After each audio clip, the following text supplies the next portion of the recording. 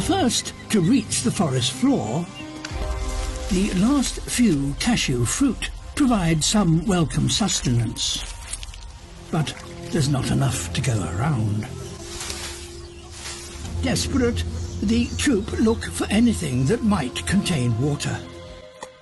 Hidden in some trunks, there is a little water left over from the last rains.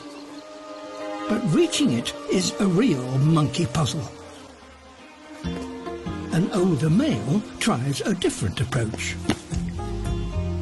A stick produces a dribble of success. Having watched all the others try, the mother finally gets her turn.